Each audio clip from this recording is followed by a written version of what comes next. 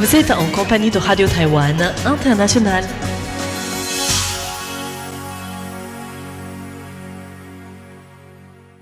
Bonjour à toutes et à tous, vous êtes bien sur Radio Taïwan International, c'est Sasa pour vous présenter le programme de ce jeudi 19 mars 2026. Tout d'abord, l'actualité taïwanaise du jour sera présentée par Florian Dai. Je vous rejoindrai ensuite pour le décryptage qui sera consacré à une table ronde récemment organisée à Taipei sur le thème « Quel avenir pour l'enseignement du français dans les universités taïwanaises ?» Dans l'émission Taïwan en ébullition, François-Xavier Boulet vous parlera des étudiants taïwanais champions du monde du concours de robotique spatiale Kibo. Et enfin, pour celles et ceux qui nous écoutent sur Internet, dans Graines de Business, Valentin Floquet continuera de parler de Evoasis avec Calvin Chen qui raconte son épopée pour dominer le marché de la recharge électrique. Voici donc pour le programme du jour. Je vous laisse désormais en compagnie de Florian Dai pour les grands titres de l'actualité taïwanaise. La Chine n'aurait pas l'intention d'envahir Taïwan en 2027 selon les renseignements américains. Taïwan fête 45 ans de relations diplomatiques avec Saint-Vincent et les Grenadines. Freedom House, la liberté en baisse dans le monde. Taïwan se classe deuxième en Asie avec 93 points. La Chine n'aurait pas l'intention d'envahir Taïwan en 2027 selon les renseignements américains. Un rapport annuel publié le 18 mars par le bureau du directeur des renseignements nationaux des États-Unis indique que la Chine n'a pas l'intention d'envahir Taïwan en 2027 et n'a d'ailleurs pas de date fixée pour cet objectif, mais continue de développer ses capacités militaires et différents scénarios en vue d'utiliser la force si nécessaire. Le rapport, intitulé « Évaluation annuelle des menaces par la communauté des renseignements des États-Unis », ajoute que le gouvernement chinois garde l'option de l'usage de la force pour parvenir à l'unification avec Taïwan et contrer une possible intervention américaine, mais préférerait ne pas y avoir recours. Les renseignements américains estiment que les responsables chinois reconnaissent le caractère extrêmement difficile et risqué que revêtrait une invasion terrestre de grande ampleur de Taïwan, en particulier si les États-Unis venaient à intervenir. Le conflit impliquant Taïwan pourrait, toujours selon le rapport, perturber l'accès américain au commerce et aux semi-conducteurs critiques, affectant ainsi les chaînes d'approvisionnement mondiales avec des impacts potentiellement immenses pour les différents marchés. Le rapport de 33 pages évoque aussi d'autres questions, et notamment la défense américaine et l'intelligence artificielle, ainsi que les tensions croissantes entre la Chine et le Japon, suite aux propos de la première ministre japonaise Sanae Takaichi au sujet de Taïwan en novembre dernier. Taïwan fête 45 ans de relations diplomatiques avec Saint-Vincent et les Grenadines. À l'occasion du 45e anniversaire de l'établissement de relations diplomatiques entre Taïwan et Saint-Vincent et les Grenadines, le président taïwanais Lai Ching-te a rencontré le vice-premier ministre vincenttais, Sandler Leacock, le 18 mars. Lai Ching-te a déclaré que les deux parties ont toujours été solidaires dans l'adversité, se sont accompagnés avec sincérité et ont établi ensemble un partenariat global. Il espère qu'avec l'arrivée du nouveau gouvernement fin 2025, les relations entre les deux pays continueront à s'approfondir et à s'étendre. Sinclair Leacock, qui est également ministre de la Sécurité nationale, de la gestion des catastrophes et de l'immigration, est à Taïwan avec son épouse et leur délégation. Le président Lai Ching-te a déclaré qu'il s'agissait de la première visite d'une délégation de Saint-Vincent à Taïwan depuis l'entrée en fonction du nouveau gouvernement. Il a salué les coopérations bilatérales conduites dans les domaines de la médecine, de la santé publique, de l'agriculture, de l'éducation et des technologies de l'information et de la communication, qui évoluent vers un partenariat global entre les deux pays. Freedom House, la liberté en baisse dans le monde, Taïwan se classe deuxième en Asie. L'organisation américaine Freedom House indique que la liberté dans le monde a reculé pour la 20e année consécutive en 2025, qualifiant cela de jalon préoccupant. Les États-Unis restent classés comme libres, mais leur score chute à 81 points sur 100, le plus bas depuis le début du classement en 1972. Cette baisse est attribuée à des dysfonctionnements législatifs, à une concentration accrue du pouvoir exécutif, à des pressions sur la liberté d'expression et à l'affaiblissement des mécanismes anticorruption. Sous la présidence de Donald Trump, des mesures controversées ont renforcé ces tendances. À l'échelle mondiale, seul 21% de la population vit dans des pays libres. L'Afrique est la région la plus touchée par le recul en raison de coups d'État, de violences contre les manifestants et d'atteintes aux constitutions. Depuis 20 ans, le nombre de pays devenus non libres dépasse largement celui des démocratisations. Quelques progrès sont toutefois notés. La Bolivie, le Malawi et les Fidji sont passés au statut de pays libre.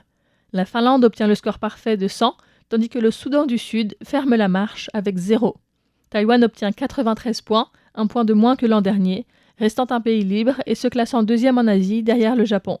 A l'inverse, la Chine, avec 9 points, demeure non libre et Hong Kong, à 41 points, est classé partiellement libre.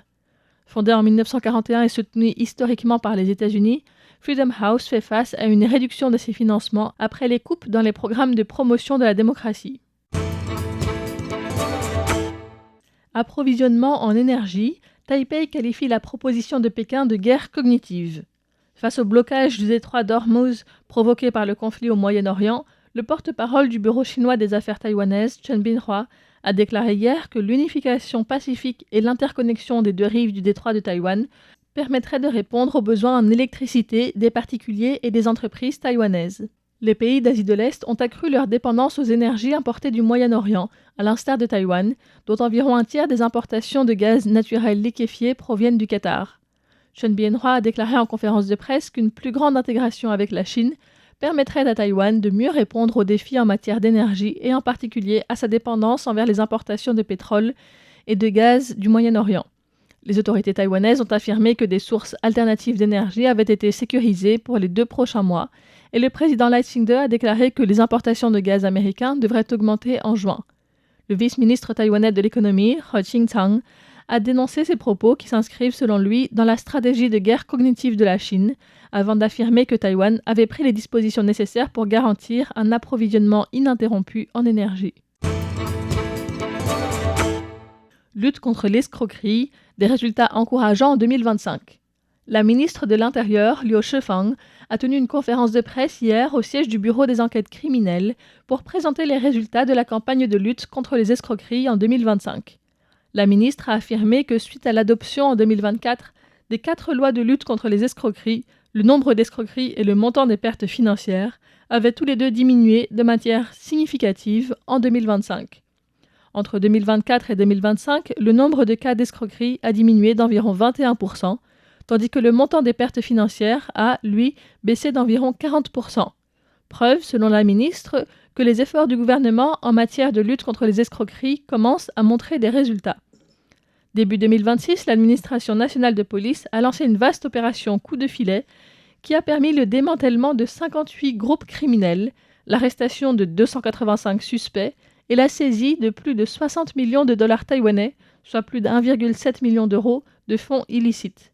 Liu Shifang a salué le travail conjoint de la police au niveau central et local et a affirmé qu'en plus de poursuivre les efforts pour identifier les sources d'escroquerie et démanteler les réseaux criminels et coopérer avec les partenaires étrangers, la protection des victimes sera également renforcée. Nous coopérons avec le ministère de la Justice et la Commission de la supervision financière pour permettre aux victimes de recouvrer les sommes extorquées le plus rapidement possible en toute légalité et sans perturber leur vie quotidienne. La ministre a expliqué que malgré les progrès réalisés par la police, les groupes criminels avaient tendance à se professionnaliser et que nombre de ces groupes bénéficiaient de connaissances juridiques représentant un défi de taille pour les forces de l'ordre. Une étude montre que l'APOE4 est associé au déclin cognitif accéléré chez les Taïwanais. Une étude récente menée par l'Institut national de recherche en santé de Taïwan, ou NHRI, confirme pour la première fois dans une population taïwanaise que le variant génétique APOE4 est associé à un déclin cognitif accéléré chez les adultes d'âge moyen et les personnes âgées, pourtant initialement en bonne santé cognitive. Déjà considéré comme un facteur de risque de la maladie d'Alzheimer depuis les années 90, le variant 4 du gène code une protéine appelée apolipoprotéine E et pourrait favoriser l'inflammation chronique, les hormones de stress et l'accumulation de protéines amyloïdes dans le cerveau, a expliqué le chercheur Lai Juehua lors d'une présentation publique de ses recherches. L'étude, publiée en mars dans la revue JAMA Network Open, repose sur le suivi de plus de 4000 Taïwanais âgés de 55 ans et plus, sans diagnostic de démence, sur une période moyenne de 6 ans. Les chercheurs ont utilisé le Mini Mental State Examination pour mesurer l'évolution des capacités cognitives. Les résultats montrent que les porteurs d'une ou deux copies du gène APOE4 présentent un déclin significativement plus rapide que les non-porteurs, avec un écart qui s'accentue après 70 ans. De plus, l'effet de dose a été observé, les individus possédant deux copies du variant subissent une dégradation plus rapide. Environ 17% des Taïwanais portent au moins une copie de ce gène, un taux inférieur à celui observé dans les populations occidentales. Par ailleurs, les chercheurs n'ont pas trouvé de lien clair entre d'autres scores de risque génétique et le déclin cognitif, soulignant le rôle spécifique d'APOE4. Ces résultats fournissent une base scientifique locale importante dans un contexte de vieillissement rapide de la population taïwanaise. Ils suggèrent également l'intérêt d'un dépistage précoce et de stratégies préventives ciblées, notamment via l'adoption de modes de vie plus sains pour ralentir la progression du déclin cognitif chez les personnes à risque. 90% de la pollution de l'eau à Taipei est liée à des chantiers de construction. Le Bureau de l'environnement de Taipei a déclaré aujourd'hui avoir constaté 19 cas de pollution de l'eau l'année dernière. Parmi ceux-ci, 17 cas, soit près de 90%, étaient des chantiers de construction qui déversent des boues dans les cours d'eau.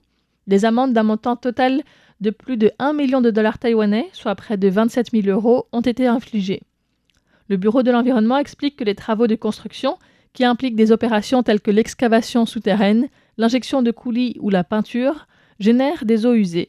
Si celles-ci ne sont pas traitées par des installations de prévention et de contrôle adéquates et que les sédiments n'ont pas le temps de se décanter avant d'être rejetés à l'extérieur du chantier, cela entraîne un rejet de boue polluée dans les caniveaux, voire dans les cours d'eau.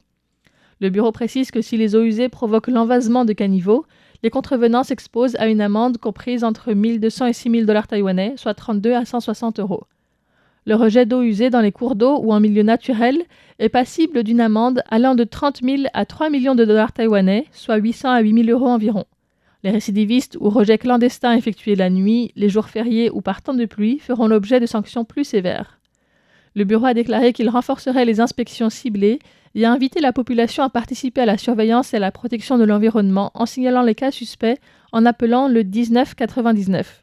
Les agents chargés des inspections se rendront sur place dans les plus brefs délais pour prendre les mesures nécessaires. Le Français Mathis Grisel remporte le Tour de Taïwan 2026. Cette année, le Tour de Taïwan, qui se déroulait du 15 au 19 mars, a vu le coureur français Mathis Grisel, 23 ans, de l'équipe belge Lotto, l'emporter au classement général des 635 km, terminant les 5 étapes avec le maillot jaune sur les épaules. Parmi les 23 équipes internationales en lice,